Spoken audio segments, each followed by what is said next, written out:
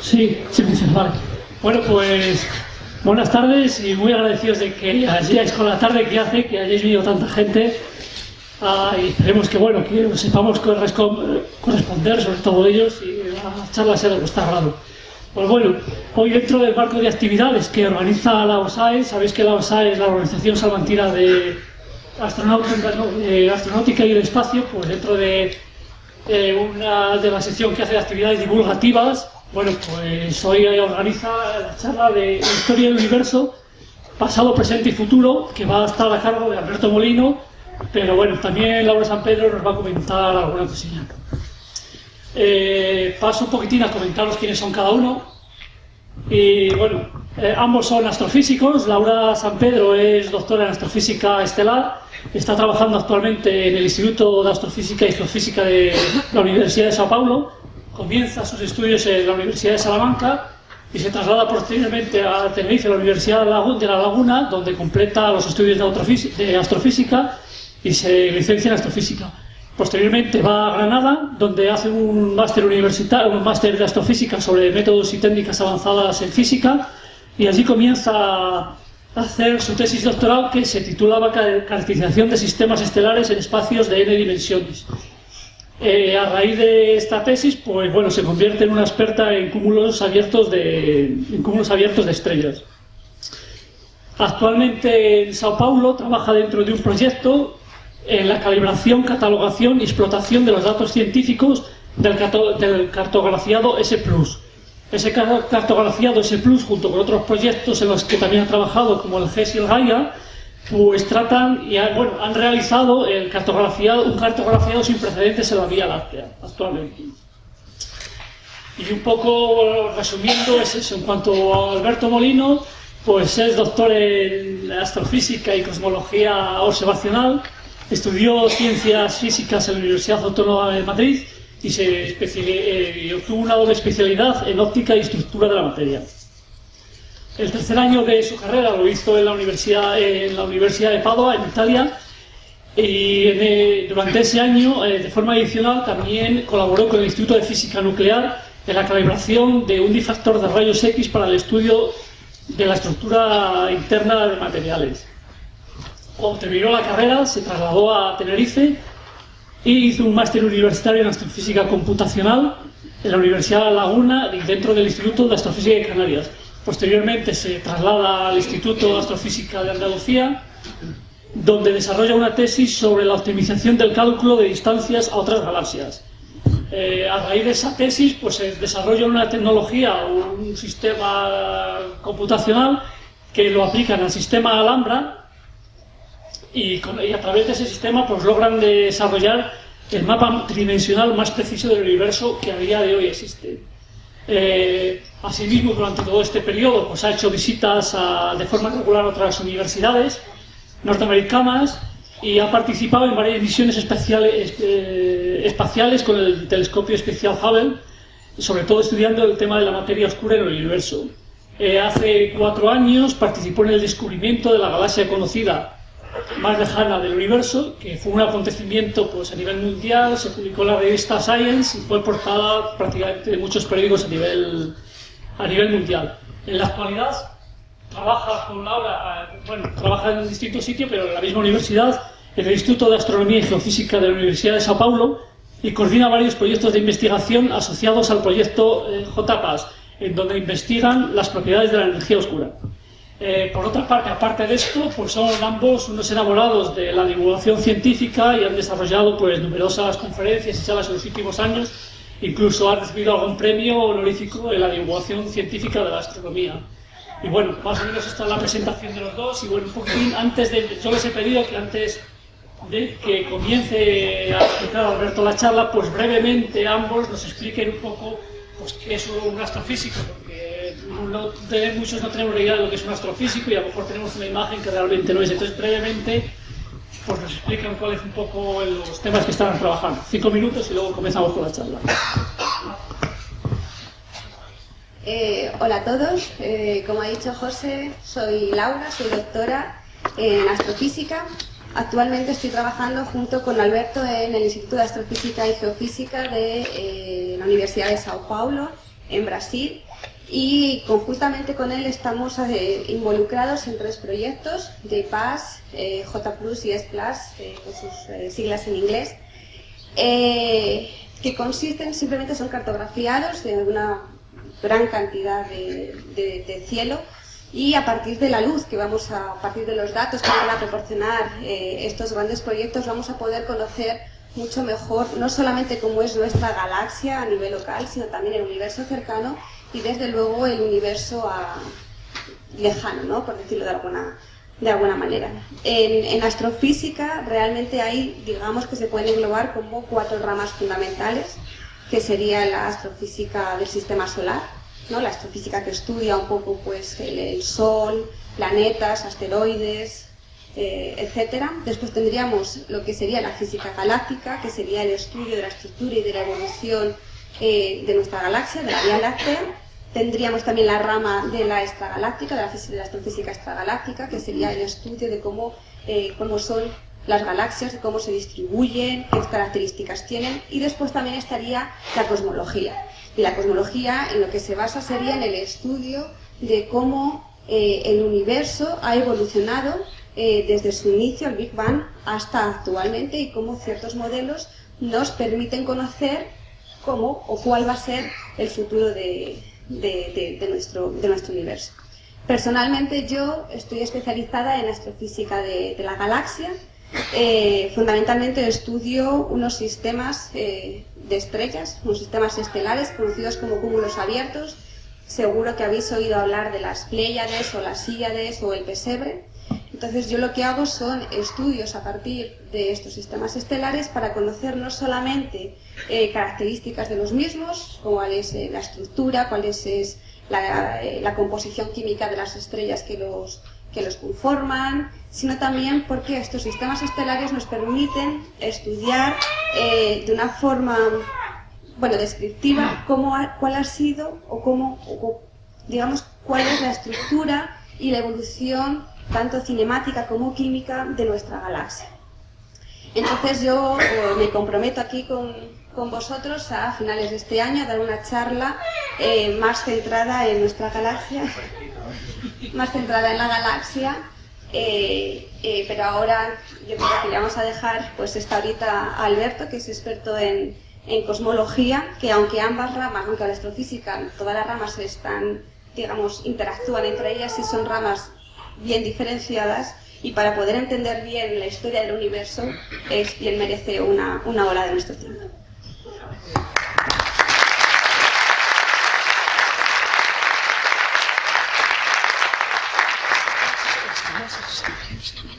Bueno, yo lo primero quiero agradecer a la organización por haber montado esta charla tan estupenda. Esto nace hace un año, incluso hace unos meses. Estaba comiendo en Navidades con José y me estaba contando la actividad que tienen aquí los viernes, de Trota Viernes. Y le dije, oye José, pues yo también quiero dar una charla, porque al final nuestro trabajo consiste en hacer fotos también del universo y contar una historia, ¿no? Y entonces empezó un poco de broma y con el tiempo al final nos pusimos serios y lo hemos organizado, por lo cual también te doy gracias, José, por haber empujado a que esto suceda. Como decía Laura, la cosmología es una parte un poco especial de la astrofísica, ¿no? Hay a veces una falta de comprensión, o es difícil simplemente diferenciar qué diferencia hay entre astronomía, astrofísica y cosmología. No es obvio, ¿no? La astronomía, que es a la que estamos todos familiarizados, es simplemente la observación y la descripción de los astros en el cielo. Cualquier persona con unos prismáticos o con un telescopio puede coger su cuaderno, su lapicero y describir cómo se mueven los satélites en torno a un planeta, o ver cómo van cambiando las posiciones de ciertos objetos, ¿no? Pero solamente es observacional. La astrofísica nace de la idea de introducir la ciencia, la física, y explicar por qué suceden las cosas, no solo describirlas. De manera que uno tiene que explicar por qué los objetos se mueven con una cierta dinámica, es decir, el tipo de movimiento, o por qué se mueven con una cierta velocidad, una cinemática, o incluso entender la composición de los elementos, ¿no? De qué está hecho el Sol, qué temperatura tiene, cuántos elementos tiene y de cuánto hay de cada uno, ¿no?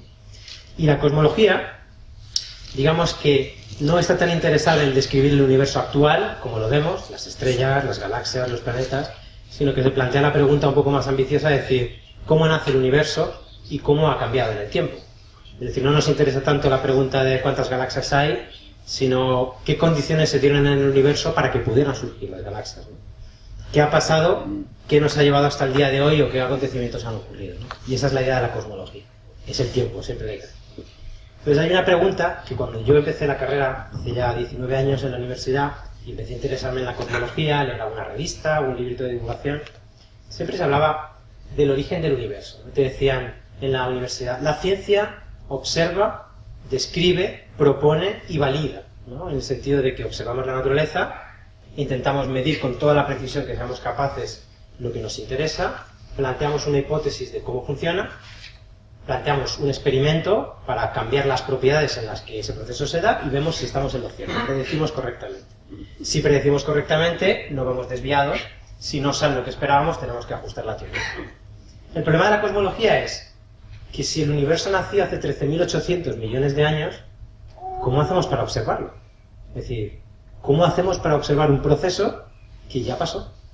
Ocurrió hace 13.800 millones de años. Podemos ir al laboratorio esta noche y diseccionar una aceituna. Podemos coger y calentar un líquido y ver cuáles son las propiedades del gas que resulta. Pero ¿cómo hacemos para estudiar el origen del universo, ¿no? Entonces, la respuesta está en las propiedades que tiene la luz y en nuestra relación íntima con ella. Mirad, la velocidad de la luz es el elemento más rápido que se conoce en el universo. Tiene una velocidad de 299.792,458 kilómetros por segundo. Aproximadamente 1.000 millones de kilómetros por hora. Esa es la velocidad con la que se propaga. El 100% de nuestra interacción personal con la naturaleza lo media la luz, de una forma u otra. La visión, el oído, el tacto, el gusto, toda nuestra interacción con la naturaleza está mediada por la luz. Y aunque esta relación es muy rápida, la luz nos pone rápidamente en contacto con la naturaleza, es finita. Significa que, aunque avance muy deprisa, siempre hay un periodo de tiempo que la luz le lleva llegar desde donde sucede un evento, desde que explote una estrella, hasta que lo veamos. Es decir, nada es inmediato. Y eso tiene unas implicaciones enormes en cosmología. Mirad, vosotros estáis aquí y me estáis viendo en el escenario y estáis pensando que esta conversación es inmediata, que está ocurriendo ahora mismo. Y es verdad, pero tiene un pero. ¿Cuál es? Que para que vosotros me veáis tiene que haber una luz que sale del foco, llega hasta mí, rebota y llega a vuestros ojos. La fracción de tiempo que a la luz le lleva a hacer el recorrido es mínimo, pero hoy en día es medible. Es una 1.000.000.000ésima parte de un segundo. Tenemos ordenadores que pueden medirlo, pueden ver el retraso que hay. Es decir, aunque sea prácticamente instantáneo, lo que vosotros veis de mí es el pasado inmediato. ¿De acuerdo? Si vosotros salís a la calle esta noche cuando salgamos y miráis a la luz, para que os hagáis una idea, la velocidad de la luz es capaz de dar 7 vueltas y media a la Tierra en un segundo. Vale. Pues a esa velocidad, cuando miráis a la Luna, lo que estáis viendo es la luz que reflejó del Sol hace 1,3 segundos. Significa que, aunque creamos que está ahí, lo que estamos observando es el pasado hace 1,3 segundos. Si aumentamos la distancia de un objeto, y mañana por la mañana, cuando veamos los primeros rayos de luz, esa luz que llega a nosotros no es, y que por lo tanto nos trae la imagen del Sol, esa imagen no es real, no es la de ahora mismo, es la que salió hace unos 8 minutos del Sol. Eso significa que si mañana por la mañana, a las 12 de la mañana, el Sol se apaga, hasta pasados 8 minutos no lo vamos a ver. De manera que lo que estamos viendo mientras tanto son todos esos rayos de luz que han salido del Sol y que tienen que viajar por el espacio hasta llegar a nosotros.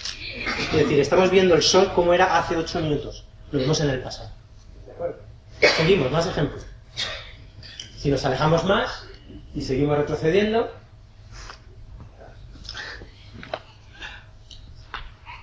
la segunda estrella más cercana, porque la primera es el Sol, ¿de acuerdo? La segunda estrella más cercana a nosotros es Alfa Centauri, la estrella de la derecha, y está a 2 años luz. Significa que cuando salimos, esta noche no, porque está en el hemisferio sur, nosotros la vemos desde nuestra casa en Sao Paulo, eso es un regalo que tenemos. Cuando miramos Alfa Centauri en el cielo, y yo la veo por la noche cuando llego a casa después del trabajo, lo que yo estoy viendo es la luz que la estrella emitió hace 2 años. Insisto, si hoy se apagara la luz, yo seguiría viéndola 2 años en el cielo. Es decir, estoy viendo el pasado, estoy viendo cómo era la estrella en el pasado. Si seguimos avanzando, la galaxia más cercana, Andrómeda, se encuentra a 2 millones de años luz. Y esto aquí entra una implicación muy interesante.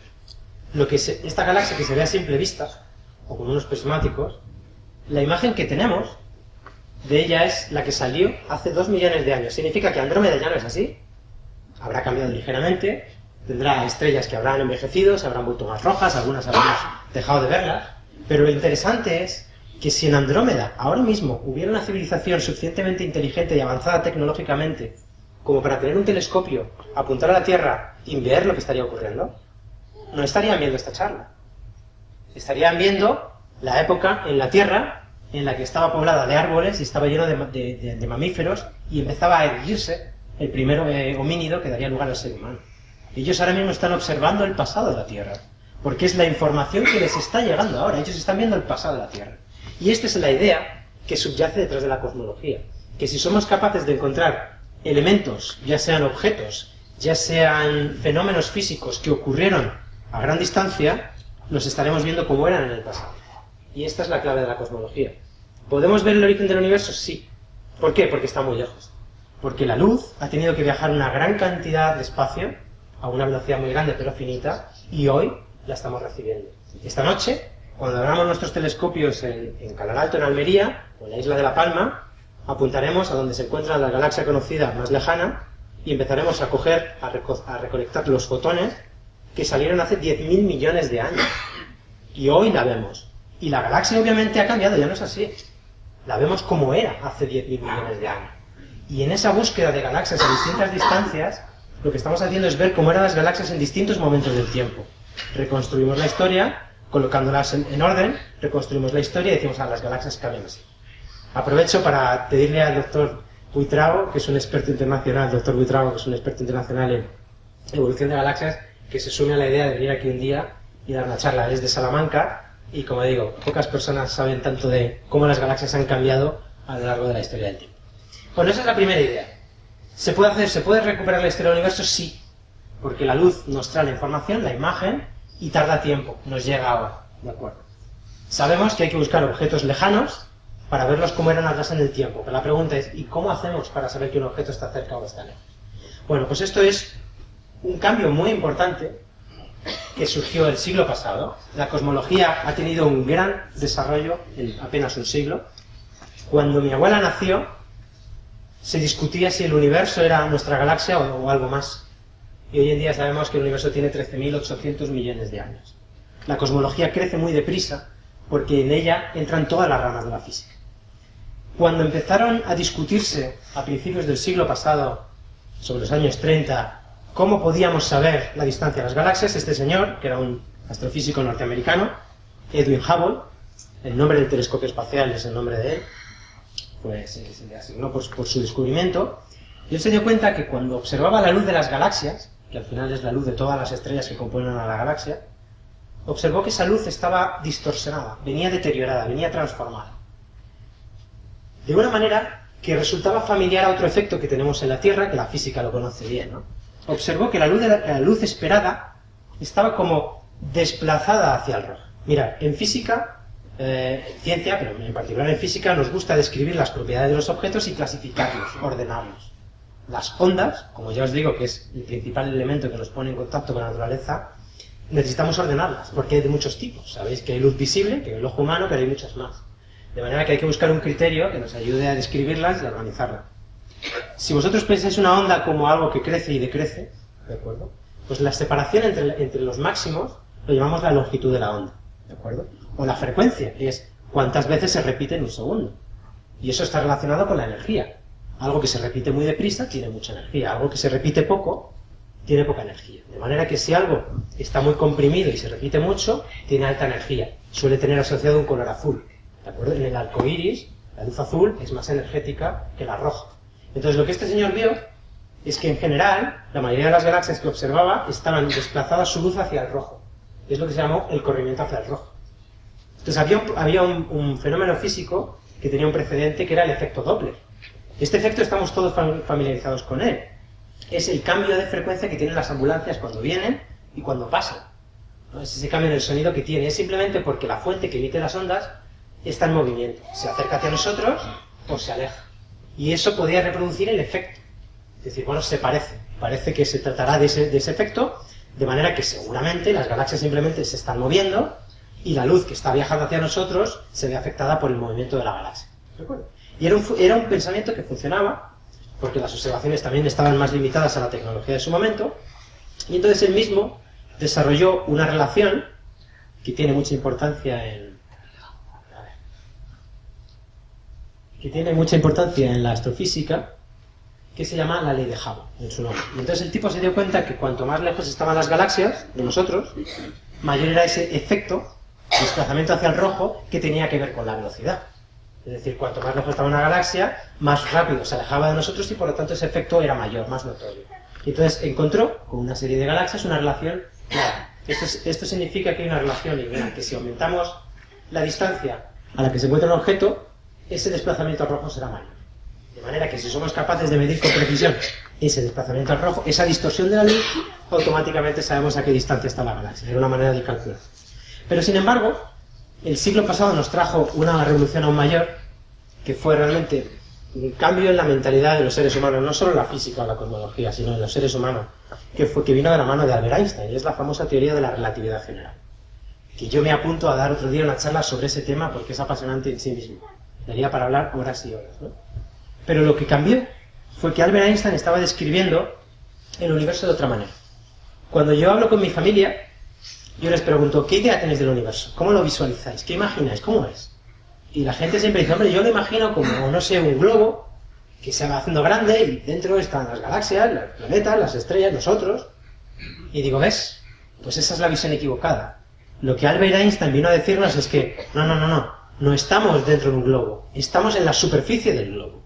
En esa visión del universo se nos había olvidado que las cosas existen en un lugar. Mirad.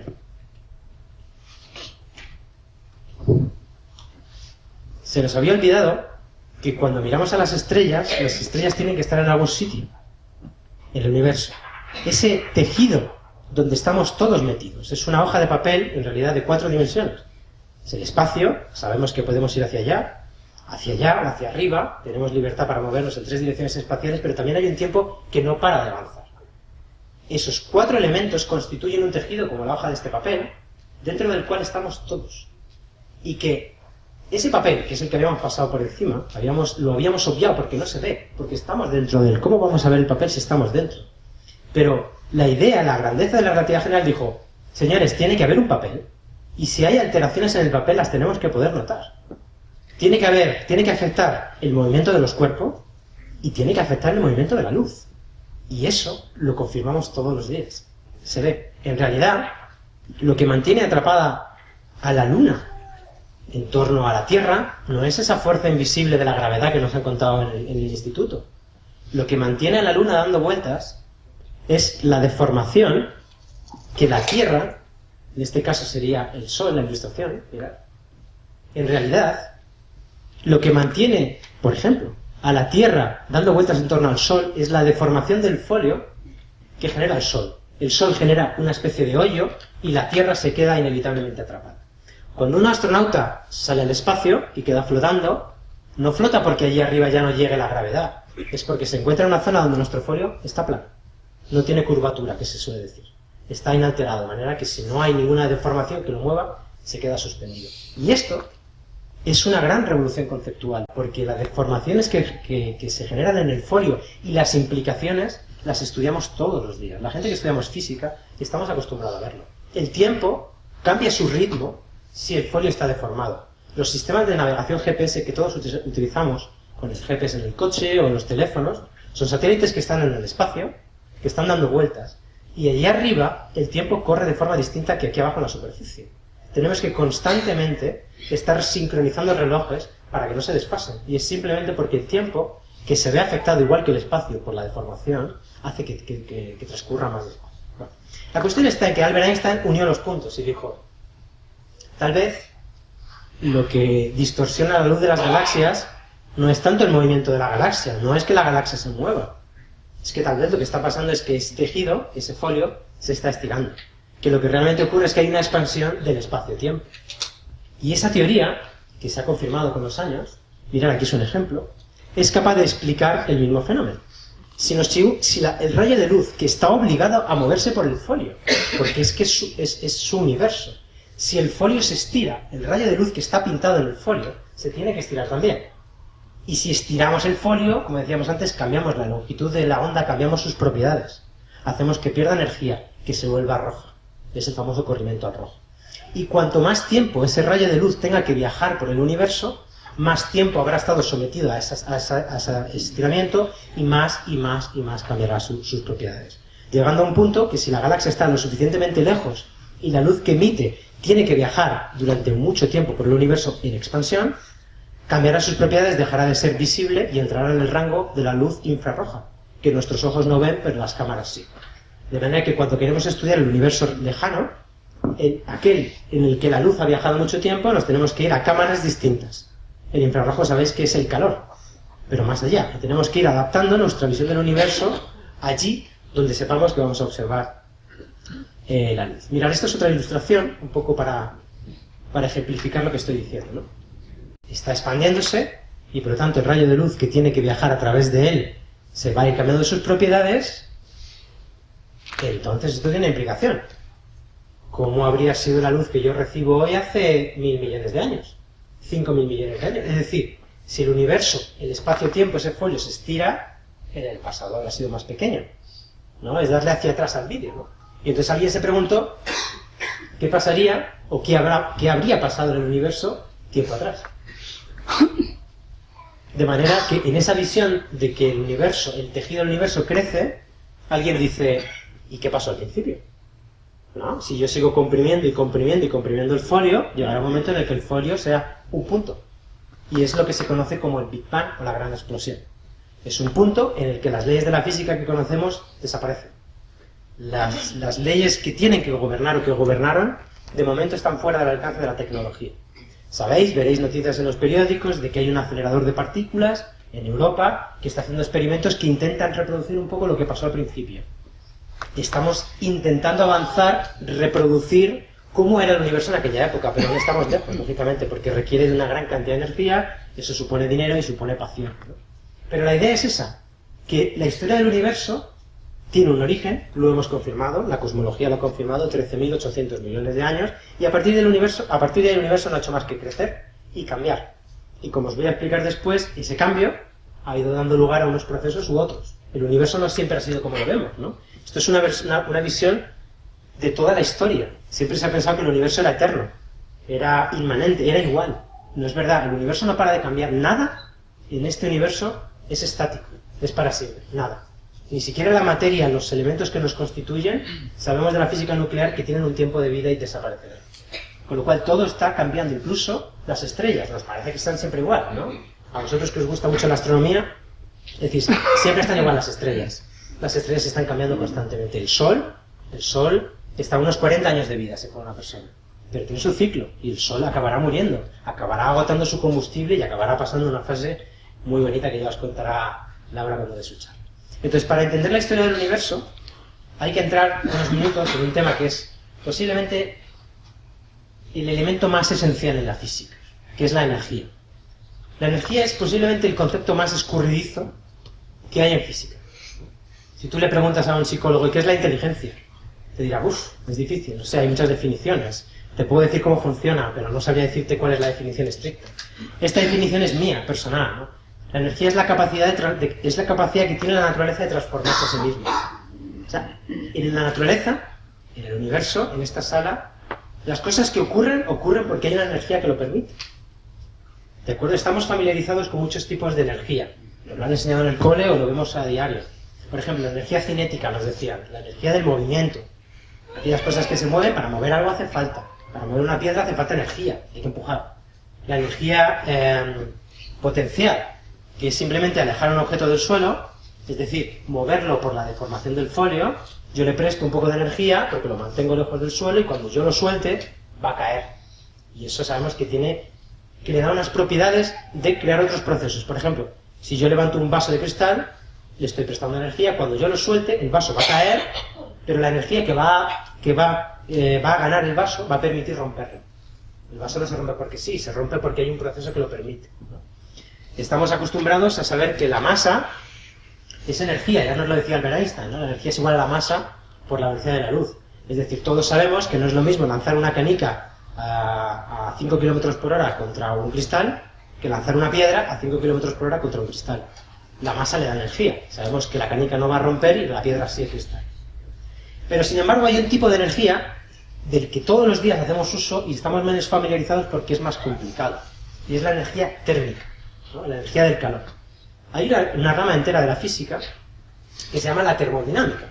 Y se trata de estudiar cómo funciona la energía de un cuerpo, de un sistema. A los físicos nos gusta hablar de sistemas, como un evento que ocurre, desde el punto de vista del calor. Por ejemplo, todos o casi todos tomamos para desayunar una taza de café o de té. Y seguramente nos gusta tomarla caliente, sobre todo cuando hace frío, ¿no?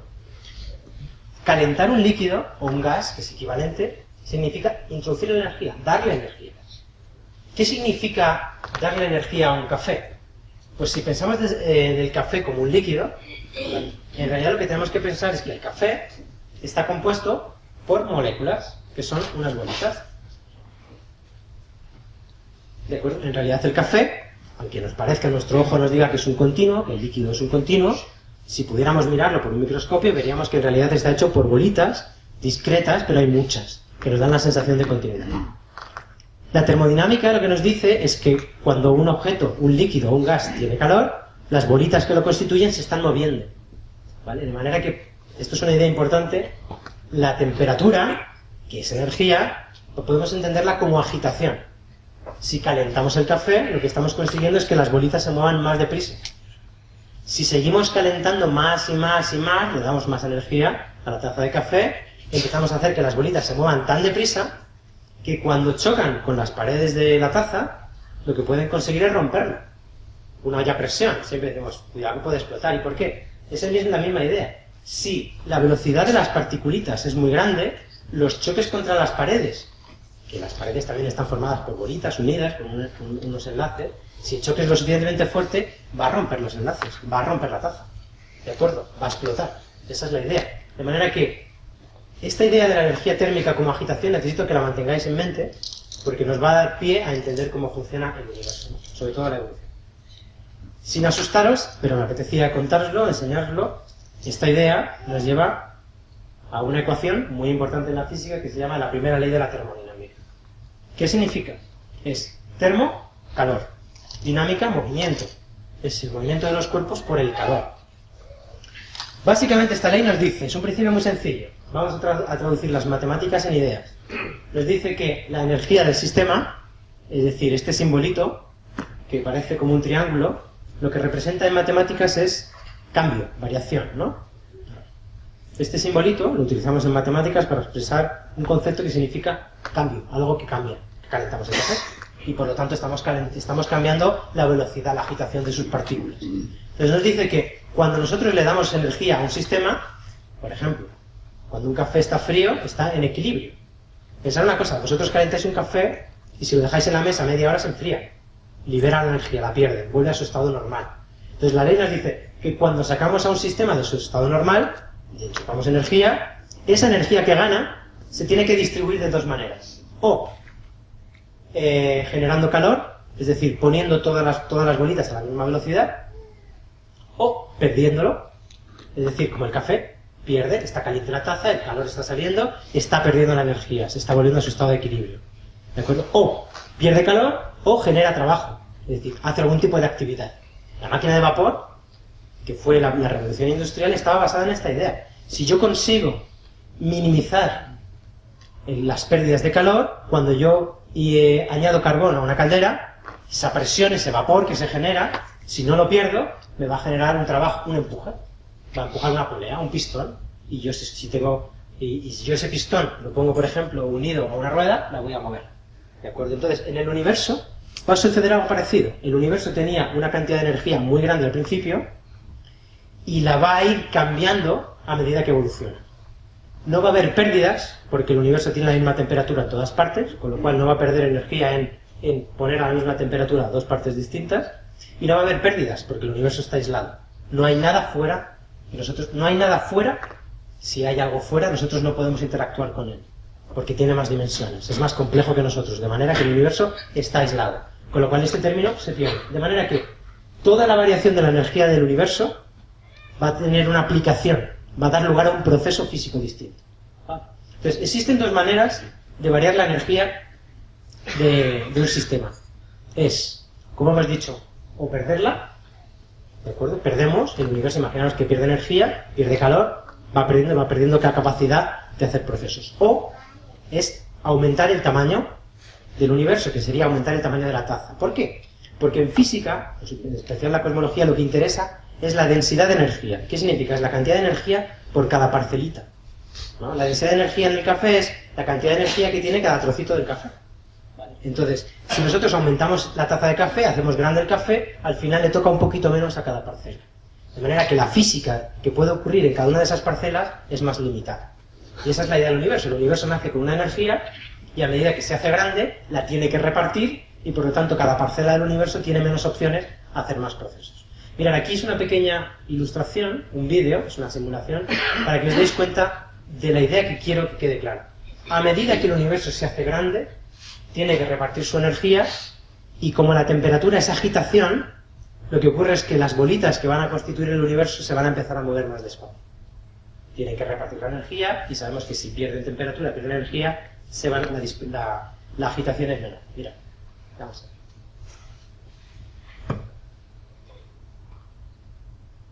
¿De acuerdo? Imaginaos que este es el universo y que estamos en al revés, ¿no? De la fase actual, que es grande, a la fase del pasado, que era pequeña. Entonces, a medida que el universo se hacía pequeño, las bolitas se agitaban más deprisa, tenían más energía cada una. Cada trocito del émbolo tenía más energía, por lo tanto había más agitación. Y este movimiento es muy importante. Es importante porque, como vamos a ver ahora, al principio del universo no existía la materia que nos constituye, se tuvo que crear. Y la materia que nos constituye se ha tenido que ir ensamblando. Y ese proceso de ensamblaje no es fácil si tiene mucha agitación. Imaginaros que estamos en esta sala e introducimos 5 conejos y los conejos se están moviendo a 300 km por hora. Es muy difícil cogerlos. Aunque quisiéramos, nos resultaría muy difícil. Pero imaginaros que poco a poco los conejos van moviendo cada vez más despacio, y llega un momento en el que los podemos atrapar. Entonces, ese proceso de enfriamiento es lo que ha llevado a que el universo se forme. Es tan importante la física del calor en el universo que incluso se habla de la historia térmica del universo. ¿Vale? En esta ilustración, que es una ilustración real, lo que tratamos de representar es cómo el universo ha ido cambiando. Mira, aquí lo que representamos sería el espacio y el tiempo. En esta dirección tendríamos cómo ha ido cambiando el tiempo, este es el origen, la luz representaría, como imaginamos que es el Big Bang, una gran cantidad de energía, luz, y a partir de ahí cómo el universo ha ido cambiando, ¿no? Veis que hay distintos elementos, ahora los vamos a explicar uno por uno, y aquí, en esta dirección vertical, representaría el tamaño del universo. Entonces, como veis, el universo nacería en un punto, y a partir de ahí se iría haciendo grande, tuvo una primera fase en la que se hizo muy grande, a partir de ahí tiene un crecimiento muy lento, incluso parece que el universo se va a empezar a frenar y a contraer, y hay una fase posterior en la que el universo se hace grande. Entonces, la historia del universo es la historia térmica, es cómo ha cambiado su temperatura, por lo tanto, cómo ha cambiado su energía en el universo, en el tiempo, y cómo distintos niveles de energía han permitido que se produzcan distintos procesos físicos. ¿Vale? Pues esa es la idea. Vamos a parar. Fundamentalmente se conocen 3 grandes eras en la historia del universo, para que os lleváis una idea. Hay 3 principales eras en el universo. La primera era es la era de la radiación.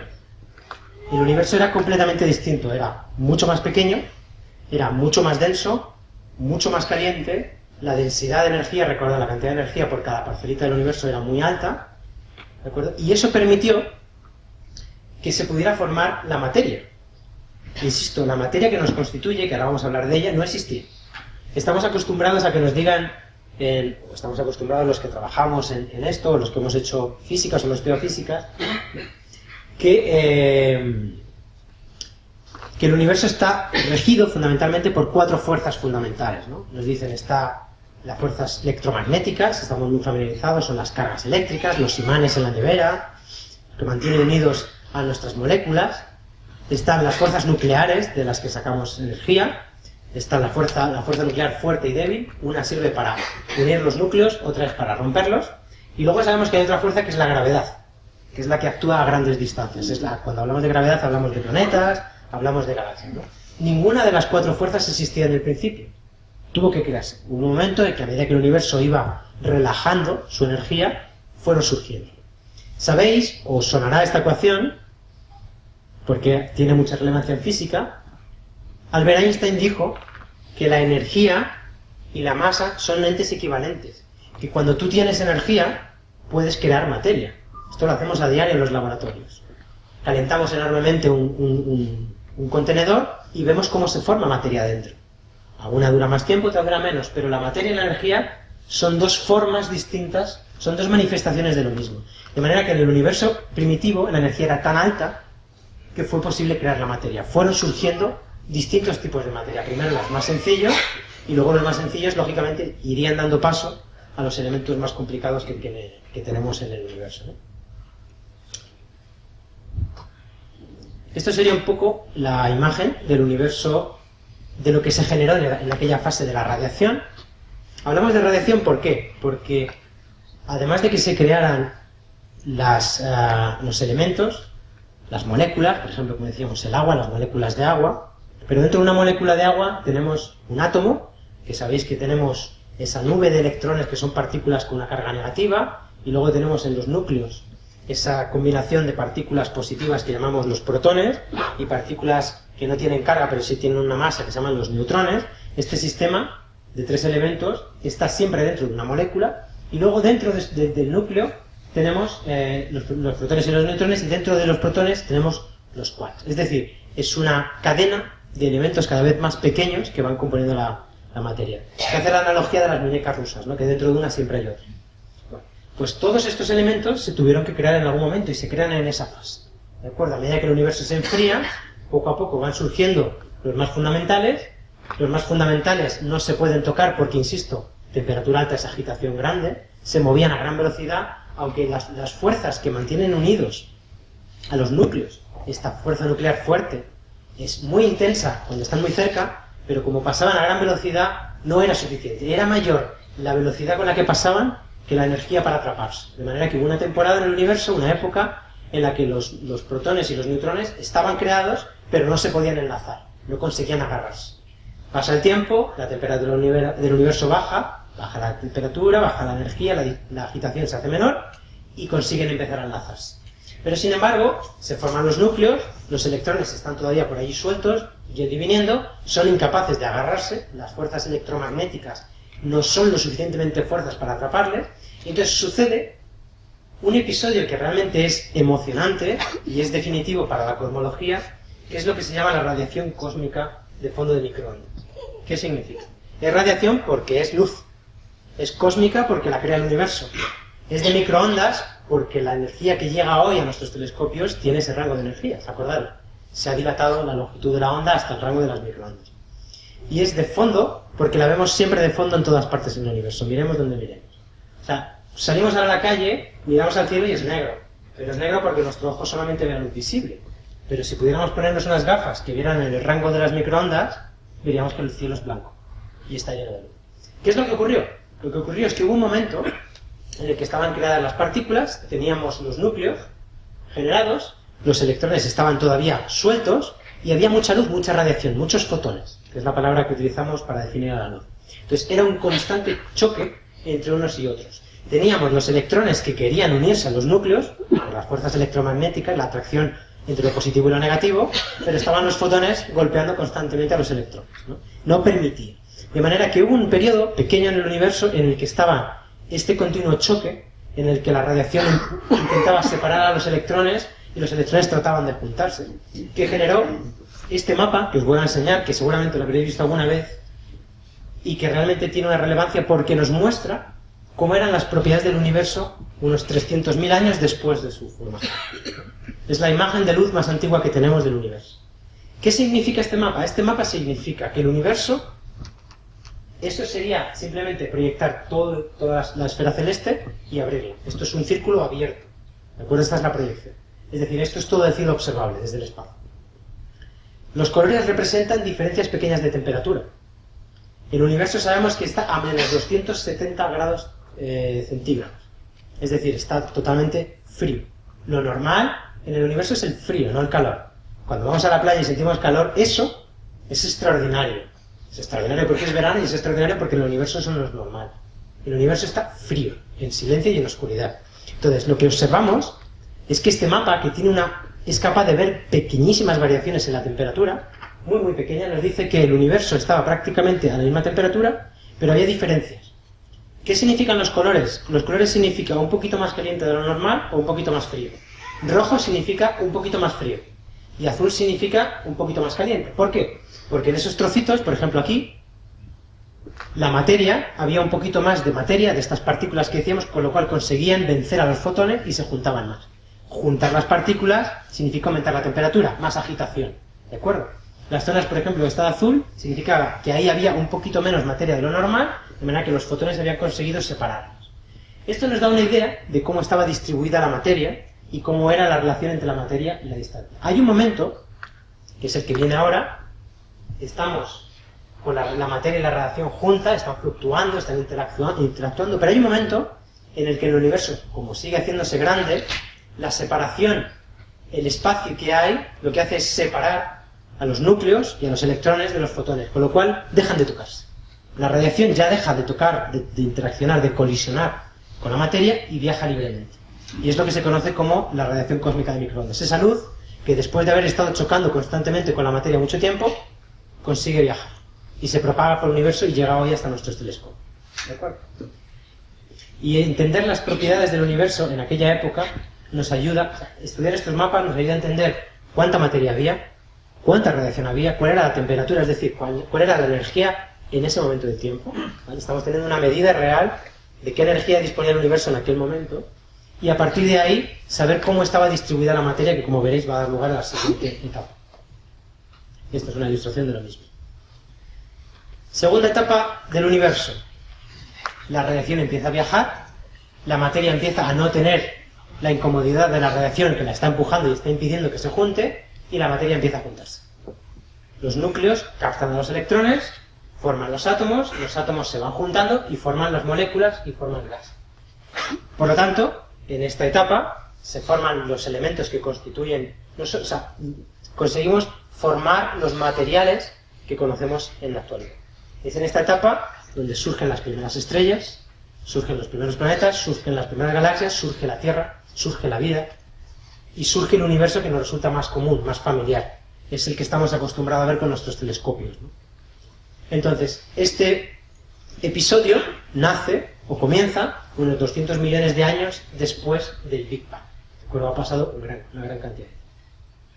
De manera que lo que hacemos es, con nuestros telescopios, como decía Laura, en los proyectos que hacemos, intentamos observar muchas galaxias, todas las que podamos, intentamos medir con toda la precisión posible las distancias a las que están, por dos razones.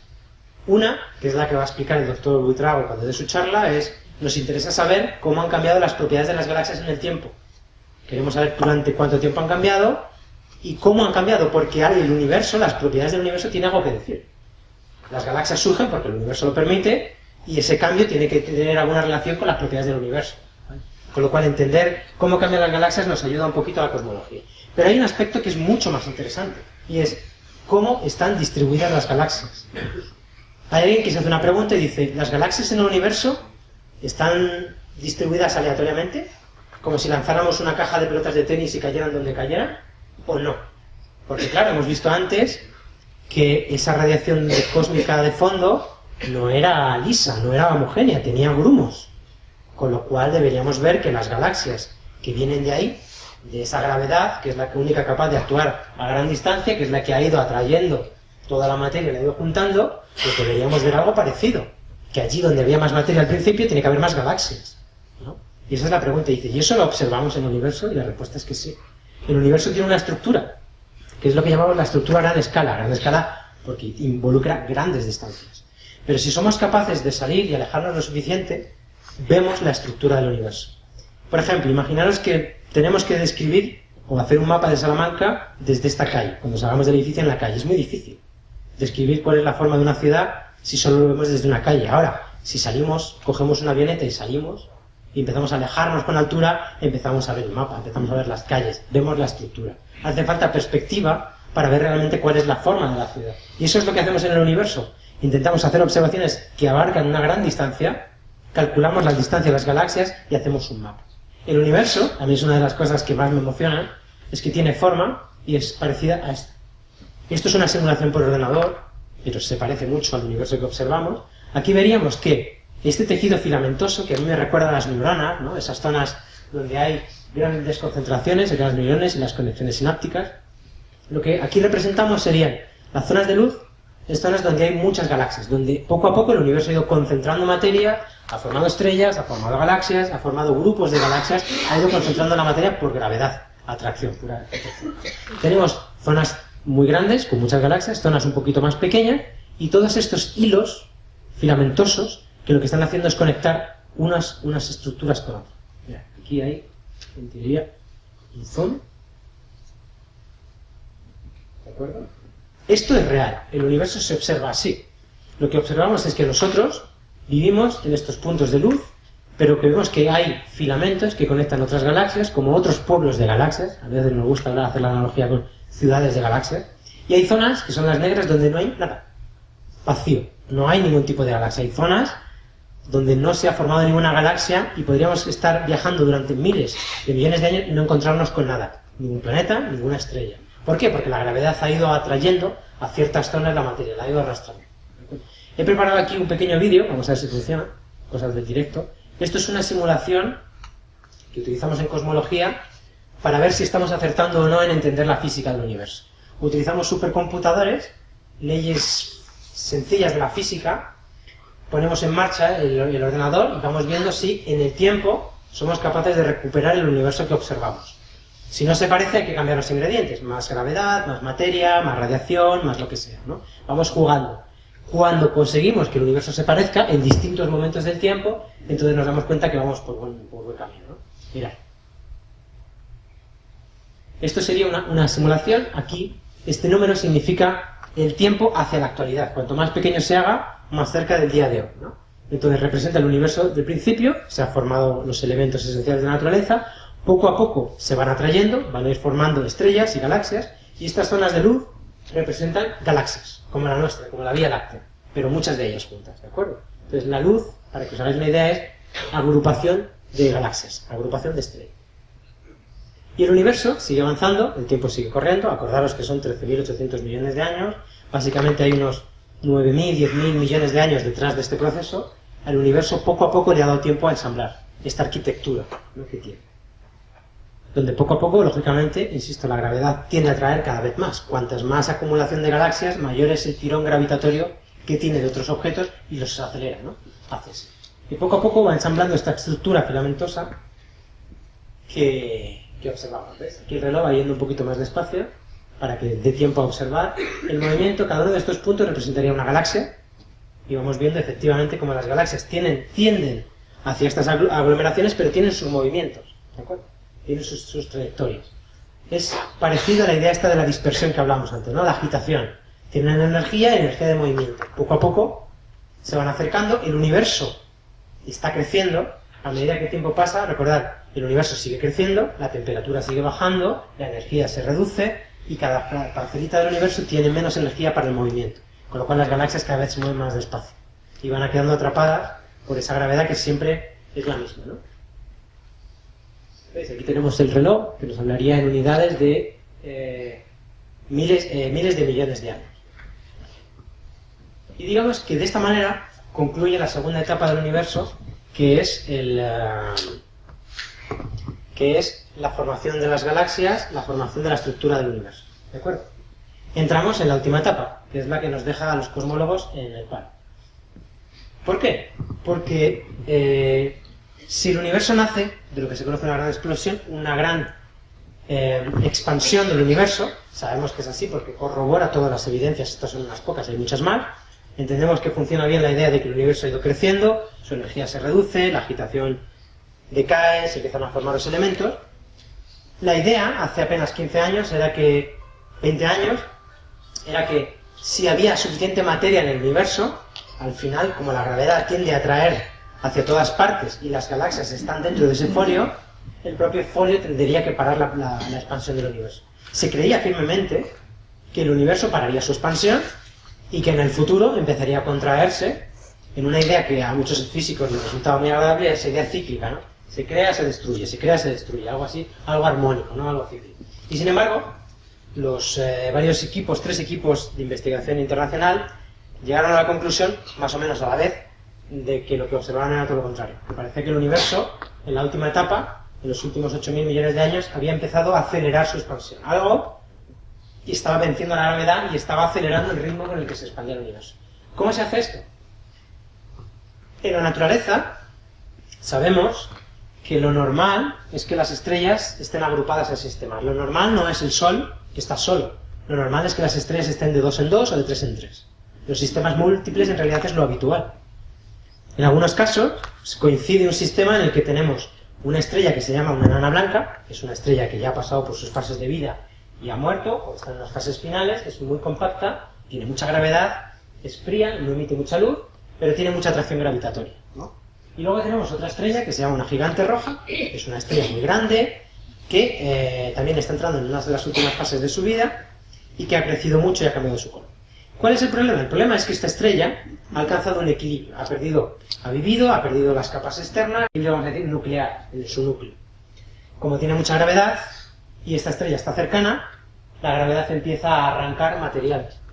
Y este material empieza a viajar hacia la estrella, empieza a colocarse en este disco que llamamos de acreción, poco a poco va a ir en forma de espiral cayendo, la estrella va a ir incorporando el material, y ese material lo que está haciendo es apretar la mano, aumentar la masa, aumentar la gravedad, con lo cual la estrella se sigue comprimiendo y explota. Llega a una situación de equilibrio. Llega a una situación de equilibrio inestable y explota. Estas explosiones son tan violentas, no sé si esto funciona solo. Estas explosiones son tan violentas que podemos observarlas en galaxias muy, muy distantes. Es decir, llegan a ser tan luminosas que brillan más que toda la galaxia que la contiene. Fijaros, las galaxias son cientos de miles de millones de estrellas juntas. Pues estas explosiones brillan más que la galaxia. ¿Cuál es la clave? La clave es que este tipo de explosiones siempre emiten más o menos la misma cantidad de luz. Es como si fuera una bombilla que sabemos la potencia que tiene. Entonces, cuando las vemos y calculamos cuánta luz nos llega, como sabemos la luz que realmente está emitiendo, podemos saber a qué distancia está. Imaginaros que tenéis una bombilla de 5.000 vatios y sabemos la cantidad de luz que emite. Ahora la cogemos y nos la llevamos por una calle y la alejamos. Lógicamente, cuanto más lejos esté, menos luz nos llega. Pero como sabíamos cuánto realmente está emitiendo, es muy fácil calcular a qué distancia se encuentra. Bueno, pues es lo que hacemos. Buscamos este tipo de estrellas que explotan, estas supernovas que se llaman, y calculamos a qué distancia tienen que estar. Y entonces, esa distancia la comparamos con la distorsión, con ese corrimiento al rojo que hablábamos. Hacemos esa comparativa y nos damos cuenta de que en realidad el universo en aquellas distancias tan grandes se está expandiendo. Por la razón que sea, no lo tenemos claro todavía, el universo en aquellas distancias grandes está comenzando a aumentar la velocidad con la que se expande entre un 5 y un 10%. Y sigue y aumenta. Y esto tiene una implicación fundamental, porque podéis pensar, bueno, pues está empezando una fase en la que aumenta su tamaño, aumenta su velocidad, ¿qué más nos da? En el fondo a nosotros nos da igual porque las implicaciones no las vamos a ver, pero tiene una implicación muy fuerte. Mirad, el universo que observamos, como decíamos antes, nos lo brinda la luz. La luz nos trae la información, nos enseña las galaxias, nos enseña las caras de las personas, nos enseña la cara de la luna. Esa luz tiene que viajar por un folio, ese espacio-tiempo, que se está estirando, se está haciendo grande cada vez más. Puede ocurrir que si la luz que viaja hacia nosotros, que es a una gran velocidad, tiene que moverse por un espacio que crece, que se estira más deprisa, aunque esté avanzando hacia nosotros, al final acaba retrocediendo. Es la idea de un aeropuerto, las cintas transportadoras, ¿no? Imaginaros que la cinta transportadora se mueve en aquella dirección, pero yo quiero caminar hacia allá. Depende de quién vaya más rápido, la cinta me arrastrará o no. Es decir, yo puedo estar caminando, pero sin embargo está retrocediendo a medida que yo avanzo. Es decir, si la expansión sigue creciendo, las galaxias que estén más lejos emitirán la luz y la luz intentará avanzar, pero se verá arrastrada hacia atrás. ¿Qué implicación tiene? Implica que dejaremos de recibir la luz. Aquí un poco lo ilustro, he intentado hacer un ejemplo, ¿no? A medida que el universo siga creciendo y siga aumentando su aceleración, las galaxias más lejanas dejarán de verse, porque la luz ya no llegará más y más y más. y al final acabará que el universo dejaremos de verlo, dejaremos de ver las galaxias más lejanas. Y con el tiempo dejaremos de verlos. De manera que lo que conocemos como el horizonte de partículas es simplemente el universo que se puede observar. Y es una pregunta, ¿siempre vamos a poder observar todo el universo? Pues parece que no. Si la energía oscura, que es el elemento, como os voy a explicar ahora, es el que está produciendo esta aceleración, sigue, llegará un momento, habrá una distancia, recordad, distancia es velocidad de alejamiento, en el que la luz ya nos llegue. Por lo tanto, con el tiempo, que el universo tiene mucho tiempo, hablamos de intervalos de miles y de millones de años, acabaremos por no ver nada. El universo acabará por volverse oscuro. Porque también las estrellas viven, avanzan y mueren, y cuando las estrellas mueren se apagan. Con lo cual dejaremos de ver otras galaxias, veremos solo la nuestra, y las estrellas irán apagándose, y llegará un momento en el que dejaremos de ver nada, no habrá luz. Se acabó la comunicación con el universo. Pero recordad, si el universo sigue haciéndose grande, la energía se sigue diluyendo. Y al final habrá tan poca energía o nada que no se podrá producir ningún fenómeno físico. Lo dijimos antes, las cosas ocurren porque hay energía. Pensamos porque hay energía. Nos movemos porque hay energía. El sol brilla porque hay energía. Si se acaba la energía, se acaban los procesos, se acabó la vida, se acabó el movimiento, se acabó el pensamiento. Con lo cual, una de las hipótesis, que es un tanto descorazonadora, pero de momento parece ser la más posible, es que en un futuro remoto el universo muera por muerte térmica. Significa que dejaremos de ver nada y el universo estará en un cero absoluto de energía, que significa cero absoluto de energía, de temperatura. Es una visión un poco fea, pero de momento es la que nos encontramos, ¿no? Entonces, vamos a ir recopilando la idea. Hemos dicho que hay tres etapas en este universo. Surgen las fuerzas de la naturaleza, surgen las partículas. Al principio no son capaces de irse agrupando, se irán agrupando a medida que el universo se lo vaya permitiendo, hasta que llega un momento en el que se forman y el luz viaja. A partir de ahí entramos en la segunda era, la era de la materia, se van formando las galaxias y se va ensamblando la idea del universo que observamos. Y está esta tercera etapa, que es la era de la aceleración, de la expansión acelerada, en la que el universo ha cambiado su ritmo. Algo está aumentando su expansión, está cambiando su dinámica. ¿Qué hemos aprendido del universo? ¿Qué sabe la cosmología hoy? Pues que no sabemos nada. Sabemos que el 73% de esa energía que permite al universo ser y moldearse y cambiar, ese 73% está formado por una energía oscura que no sabemos qué es. ¿Por qué es oscura? Porque no emite luz. Y la mayor parte de la astrofísica se ha basado en el estudio de la luz. Bueno, esto no emite. ¿Por qué es una energía? Porque está aumentando el folio. Es la única fuerza que está tirando del folio. ¿De acuerdo? Tenemos un 22% de materia, que la hemos llamado oscura, porque no emite luz. Sabemos que está allí, está envolviendo las galaxias, sabemos que nuestra galaxia está envuelta en un halo de materia oscura, que es mucho más abundante que lo normal, pero no emite luz. ¿Sabemos que está ahí? Sí, porque tiene efecto, la gravedad es materia, tiene efecto gravitatorio, atrae. Y tenemos muchas pruebas, luego sí que si tenemos tiempo os enseño un ejemplo, vemos las distorsiones que generan ese folio que os enseñaba antes, ¿no? Os enseñaba ese papel y os decía, estamos todos dentro de ese folio.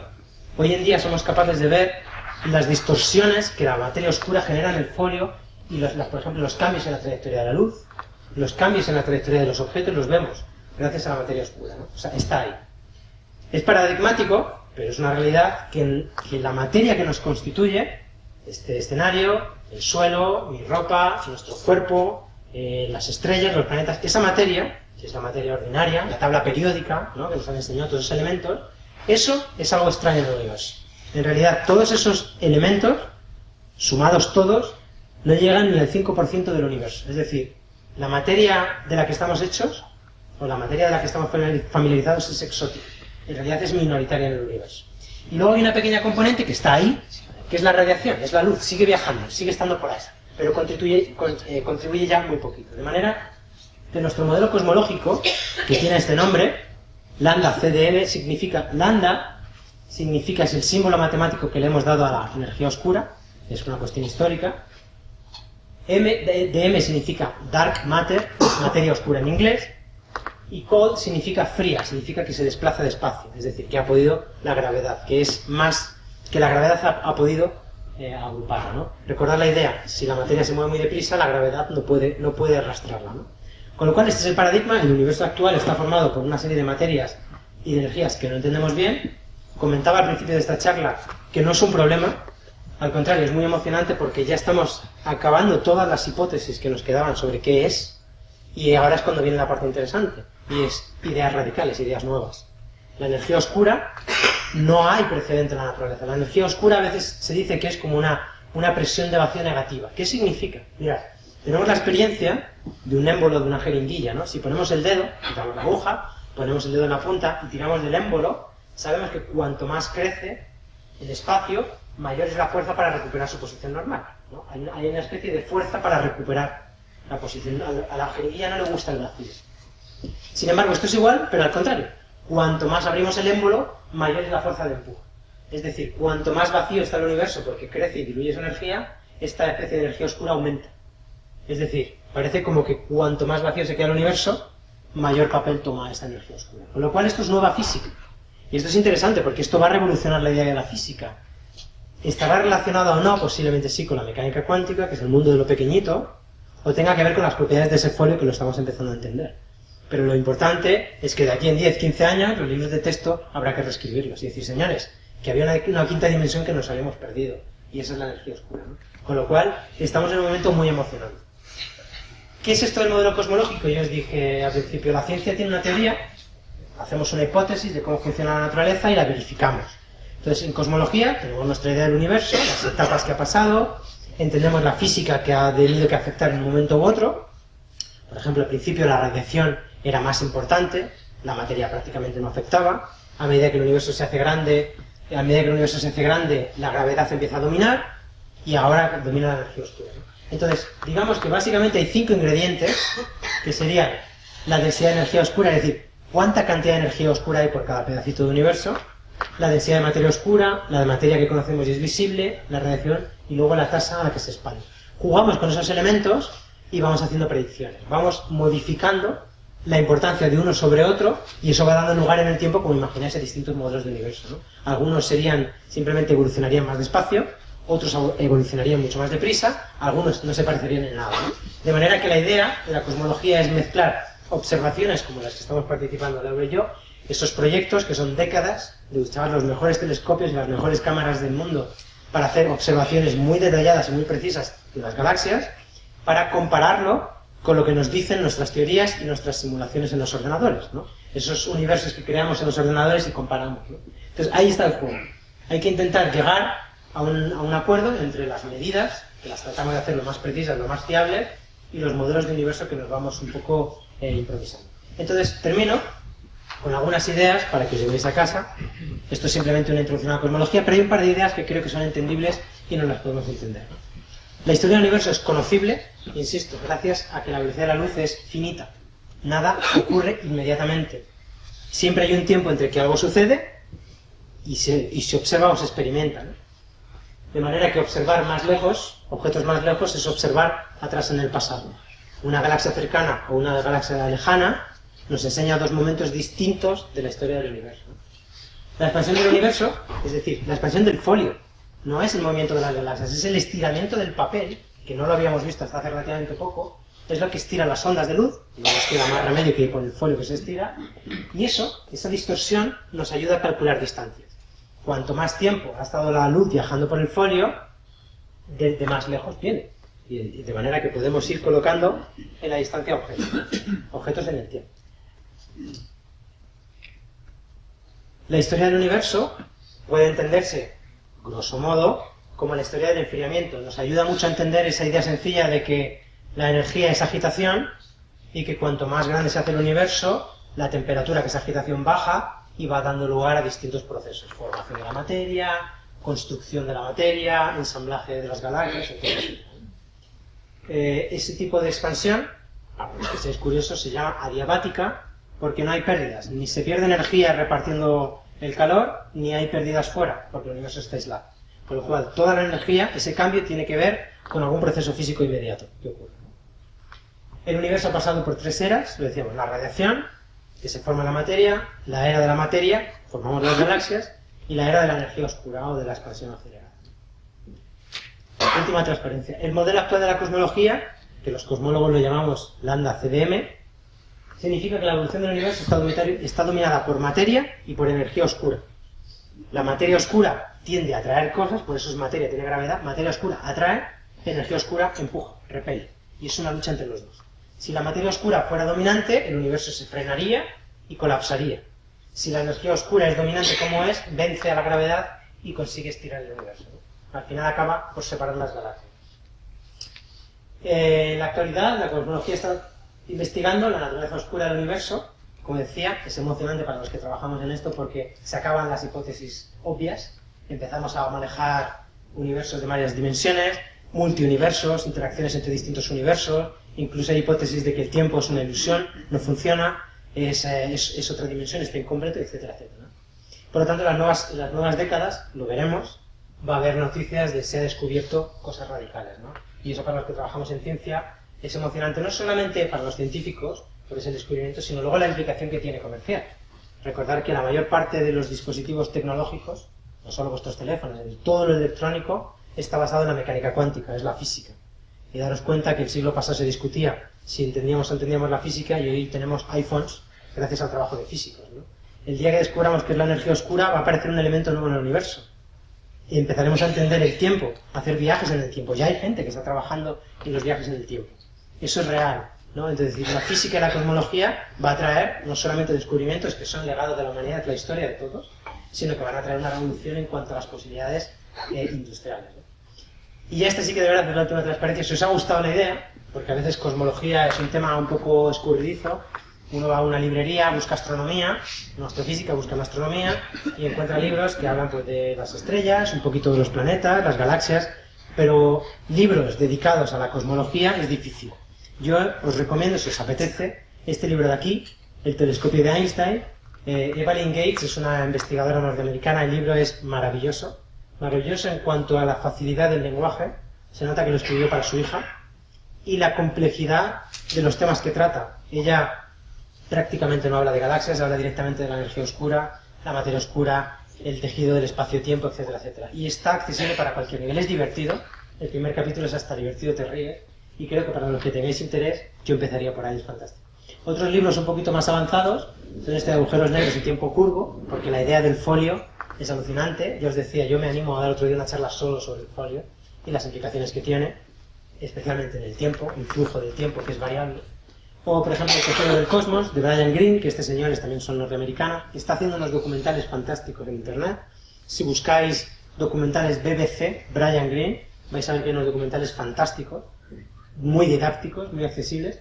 Y este libro de aquí, que también lo hay en español, es sobre la relatividad.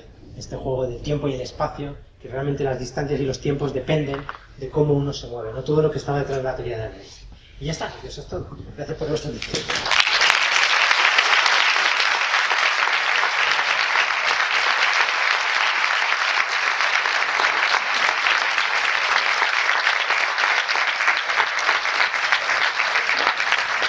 De todas maneras, aún tenemos unos minutos si alguien tiene dudas, que imagino que son muchas, y gente que las tiene, pues tenemos unos minutos para que alguien quiera preguntar algo sobre este tema o sobre alguna otra cosilla. Yo quería hacer una pregunta.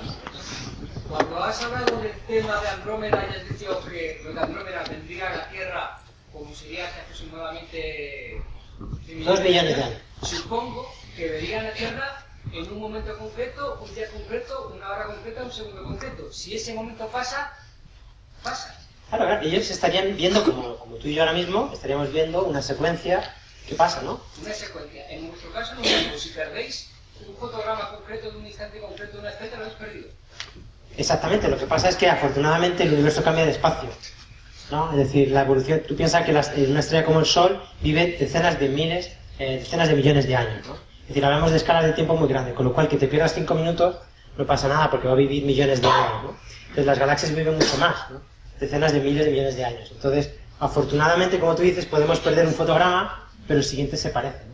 O sea, los efectos más rápidos que podemos observar son en el sistema solar, cuando está muy cerca, vemos cambios en el Sol, vemos esas fluctuaciones, esas protuberancias que salen, esas explosiones a tiempo real, con 8 minutos de desfase, ¿no? Pero más o menos vamos siguiendo la secuencia, no va a cambiar mucho, ¿no? Pero cuando nos alejamos, claro, los procesos que podemos observar, porque claro, la superficie de las estrellas de Andrómeda estarán teniendo estos procesos también, pero desde aquí no los vemos. Entonces, la imagen que recibimos es muy sencilla, y no cambia en el tiempo, no vemos grandes cambios que son significativos, y esos van más despacio. Entonces, es ir reconstruyendo con muchas imágenes la secuencia, ¿no? Imágenes, o sea, por ejemplo, galaxias que se parecen mucho, pero que están ligeramente a distintas distancias. Y vamos viendo, vamos deduciendo, interpretando cuál tiene que ser los procesos que las van cambiando, ¿no? Esa es la idea. Un eclipse, si lo perdemos, lo perdemos, ¿no? Pero si una galaxia se está moviendo, no, apenas cambia, ¿no? Hola, te quería hacer un par de sugerencias. Primero, he sintetizado con las explicaciones tuyas que el universo tiene un principio y tiene un final. El principio seguro, o casi seguro. La hipótesis de un posible final también. Y en teoría el modelo actual, que es lo único que tenemos, nos dice que si las cosas siguen así, tiene que haber un final para nosotros, un final para la vida en el universo. Por falta de energía. Que se va Por falta de energía, que es lo que se denomina la muerte térmica en el universo. Y otra cosa, nosotros conocemos el origen, el Big Bang. Bueno, sabemos que tiene que estar por ahí, ¿no? Sí, 13.500 millones de años. 13.800 millones de años. Y antes del Big Bang, ¿qué? Vale, es que esa pregunta es muy buena, me alegro que me la hagas, esa pregunta. Porque es un error, la pregunta está mal formulada, es una pregunta que no tiene explicación porque está mal formulada. Una de las implicaciones de la teoría de la relatividad general, es que ese folio, que es nuestro universo, está hecho de espacio y tiempo. Y en el Big Bang nace el espacio y el tiempo. Y el tiempo viene avanzando desde ese momento. La idea que tenemos es que yo puedo ir hacia atrás, si el tiempo fuera independiente, como pensaba Newton, el tiempo estaba siempre corriendo, igual para todo el mundo, mentira, depende de cómo te muevas, pero el tiempo siempre estaba ahí, porque Newton pensaba que el universo era eterno, ¿no? Sabemos que no, el universo ha nacido, y con él ha nacido el folio, y con el folio ha nacido el tiempo. Con lo cual no hay nada antes del tiempo, a lo mejor ha habido otro universo, pero nuestro folio nace en ese momento. Nuestro tiempo, ese tiempo asimétrico que no entendemos bien por qué podemos ir hacia adelante pero no hacia atrás, ese tiempo nace con nosotros, lo hemos heredado. Toda la física, toda la biología, toda nuestra experiencia diaria está basada en la propiedad del tiempo de nuestro folio. Entonces no tiene sentido en nuestro universo hablar de antes. Si hubo un antes, era otro universo. Puede ser, hay teorías que dicen que esto tiene que ser cíclico, ¿no? Que la energía se tiene que conservar, que no puede ser, es contraintuitivo, ¿no? O antiintuitivo. Bueno, la física es así, la física moderna es totalmente antiintuitiva. Y puede ser, hay teorías que dicen, bueno, pues será porque hay muchos universos. Entonces nacen, evolucionan y mueren, como todas las cosas, pero hay otro que está funcionando, ¿no? En otra parte. Puede ser. Es más, para mí, es más lógica, entendiendo la física, que haya múltiples folios, ¿no? Múltiples universos, espacio-tiempos, y que van cambiando las propiedades. Y en cada uno nace tiempo con el espacio. Sí, pero también otra cosa también que me sugiere. Por ejemplo, el Big Bang no se produce aleatoriamente, se produce por algo. ¿O no? O sea, Es las que... leyes físicas no se dan así de forma aleatoria. Bueno, Albert Einstein tiene muchas frases famosas, ¿no? Albert Einstein al principio le costó mucho entender la teoría de la mecánica cuántica. Él era muy determinista, él pensaba que las cosas tenían que pasar porque tenían que pasar. Y la mecánica cuántica, que es la parte de la física que estudia el mundo muy pequeñito, te dice que las cosas pasan porque les da la gana. Y que es imposible saber lo que va a acontecer. Esa aleatoriedad. Y entonces él dijo esa famosa frase un poco irritado, en uno de esos congresos que tenía, que dijo que Dios no juega los dados. Que eso no puede ser. Que será un problema de que somos limitados intelectualmente y que no entendemos las leyes de la física. Y sin embargo, la mecánica cuántica, que es la teoría más exacta que hemos sido capaces de desarrollar, nos dice que tú no sabes lo que va a ocurrir en el universo hasta que lo mires, hasta que lo miras. Con lo cual, en teoría, cuando el universo era muy pequeñito, en el Big Bang, y todo estaba concentrado y las energías eran muy altas, es decir, la cuántica gobernaba, además una cuántica que no conocemos, porque no somos capaces de reproducir esas energías. Si la cuántica, que era la que gobernaba, se parece a la que conocemos, lo normal es que no atienda ninguna razón. Esa lógica, y estoy de acuerdo contigo, ¿no? Parece que hay una lógica del día a día, la intuición. No, la mecánica cuántica la destroza. Cuando tú empiezas la carrera de física en la universidad, te dicen, tienes que aprender a desaprender lo que has aprendido, porque no vale de nada. Y es verdad, cuando tú estudias la física moderna te dicen que no puede ser, hay cosas que no pueden ser, y te rompe la cabeza. Y dices, porque no tiene ningún sentido, y dices, ya, pero el universo es caprichoso, funciona así. Entonces, yo sé que nos cuesta mucho pensar que el origen tuvo que tener una razón. Hay personas que lo achacan a la teología, tiene que haber una deidad que inicie el universo, no se sabe.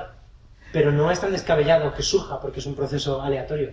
y que estén surgiendo universos en distintos lugares, en distintos momentos, y son fluctuaciones, son procesos que ocurren de forma inesperada, ¿no? O sea que en realidad es más normal de lo que nos esperamos.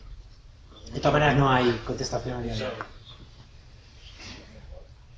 Sí. Una vez haciendo camping, estaba enseñando a mis hijas las estrellas. Sí.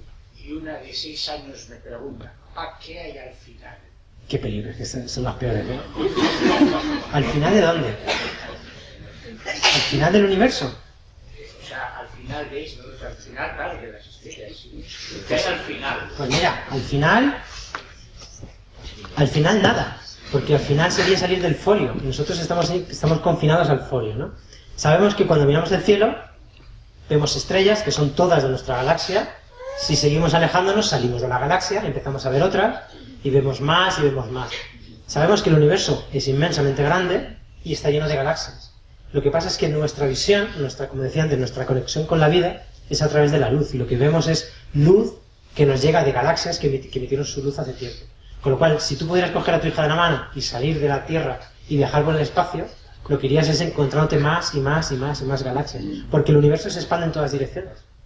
¿Entiendes? Tiene un origen, pero se expande en todas las direcciones, con lo cual siempre estarías confinado en el folio, no podrías salir. Está prohibido salir del folio. No tienes las propiedades, el universo, no, es decir, el universo no te ha dado las características para salir del folio, ¿no? Yo siempre a mis estudiantes, o cuando doy charlas, les pongo el ejemplo, ¿no? Digo, imaginaros que en vez de haber un planeta en esta hoja, hubiera un dibujo animado y tuviera vida, ¿no? Imaginaros que estuviera una margarita que tuviera vida. La hoja de papel sería su universo, no podría salir, ¿no? Estamos de acuerdo.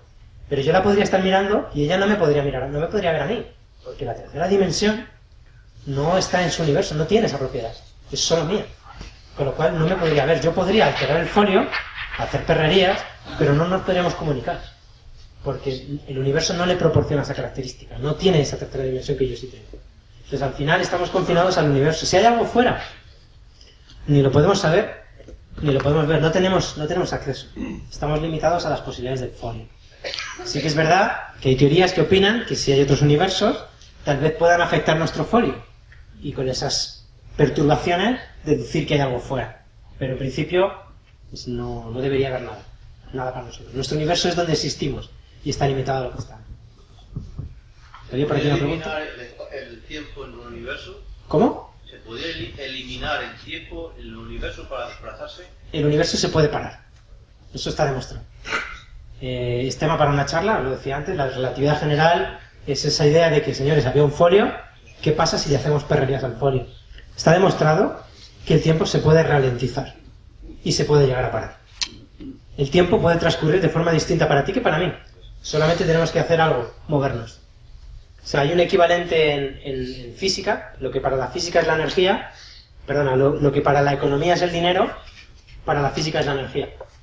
Si tú en economía tienes dinero, puedes invertir, puedes ahorrar, puedes dividirlo, puedes comprar, puedes vender. En física es, si tienes energía, puedes hacer procesos. Lo que nos ha enseñado la relatividad general es que todos estamos aquí y a nosotros se nos da a todos una pequeña cantidad de energía para que la distribuyamos como queramos. Tenemos la opción de gastarla moviéndonos por el espacio. Yo cambio de posición y estoy invirtiendo energía en cambiar de sitio. Si lo hago muy deprisa, estoy invirtiendo mucha energía. Es decir, si yo me muevo por el espacio muy deprisa, me quedo sin dinero para avanzar por el tiempo y freno mis relojes.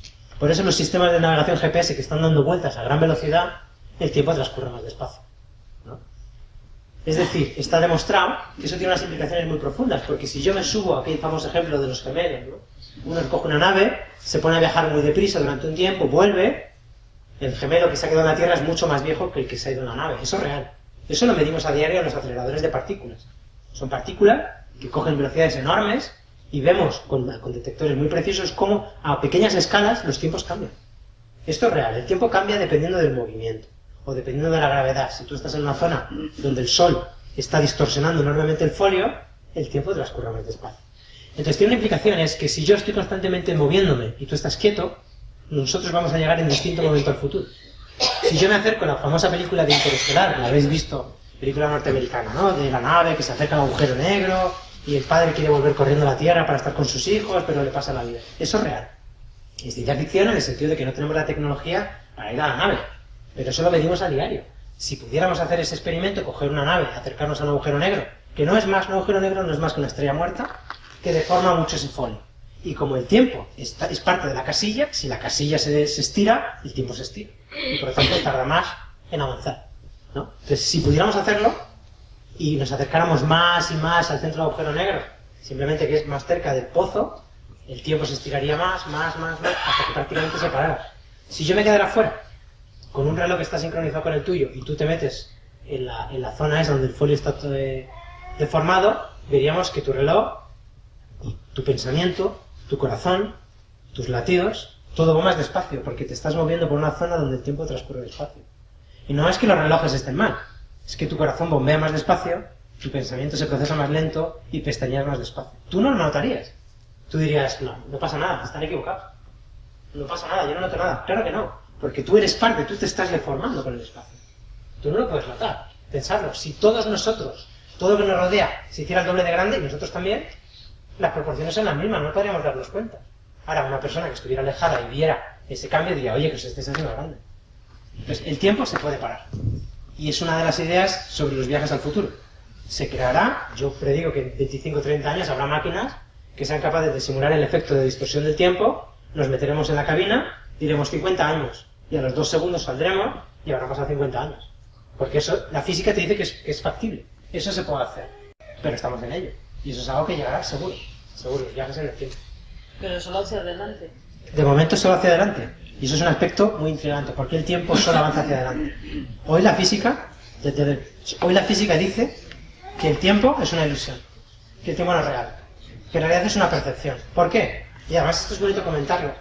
Albert Einstein, que fue el gran deductor de esta teoría, le exasperaba y dedicó parte de su esfuerzo en entender por qué el presente, que para nosotros es tan importante, ahora mismo, no existe en las ecuaciones de las matemáticas.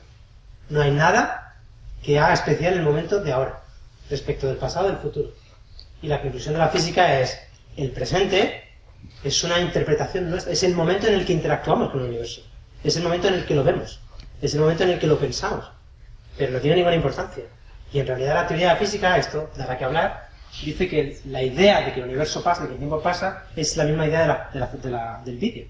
Es una secuencia de fotografías muy rápidas. Es decir, es una secuencia de instantáneas del universo que nosotros vemos como un continuo. Porque en realidad no tiene ningún sentido que el tiempo sea unidireccional y en el fondo no hace falta que el tiempo pase. Si tú tienes la visión del folio, eres tú el que te mueves por el folio, ¿no? Te mueves por la dimensión del tiempo. El tiempo no se mueve. El tiempo es una hebra del folio, ¿no?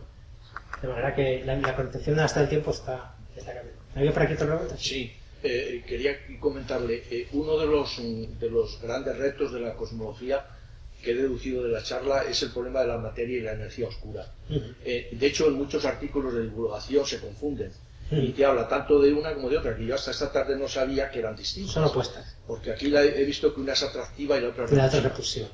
Los cosmólogos no conocen la naturaleza de estos dos conceptos.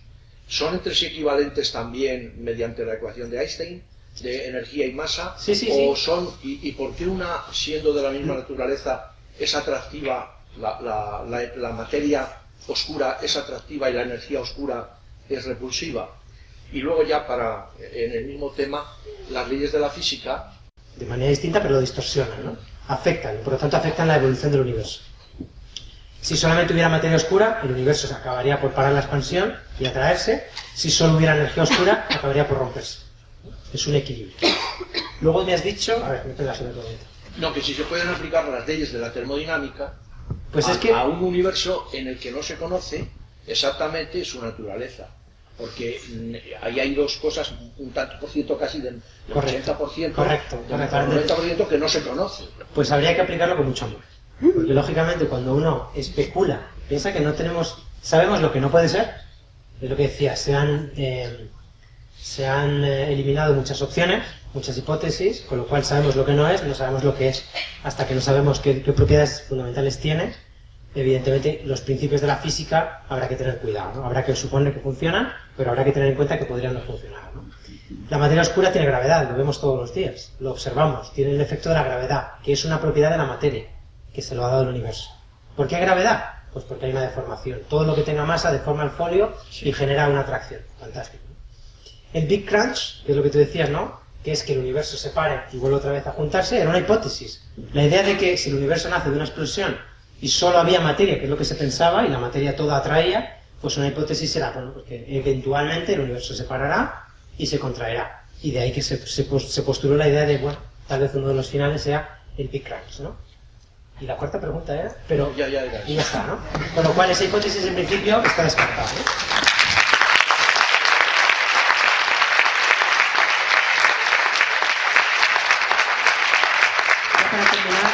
Para terminar, no me fallo más, queríamos daros un anuncio. El doctor Buitrago, por favor, que se acerque al estrado. Queremos aprovechar esta charla para hacer el anuncio de un evento que va a ocurrir el año que viene, que tiene mucho que ver con vosotros, con Salamanca y con la universidad, y que creo que os va a gustar. Fernando es compañero nuestro, de Laura y mío. Él es el experto en la evolución de galaxias, es un experto internacional, y se ha comprometido por escrito, ¿no?, a dar una charla el año que viene. Y bueno, os va a contar una cosa que os va a gustar.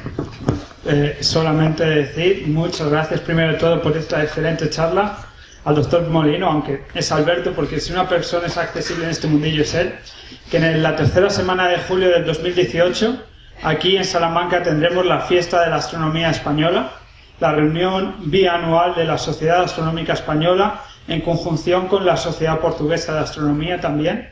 Entonces no queremos que sea una reunión en Salamanca, sino queremos que sea una reunión con Salamanca. Entonces, por favor, siéntanse invitados a este evento. Vamos a hacer muchas actividades para todos los públicos y serán más que bienvenidos. Muchas gracias.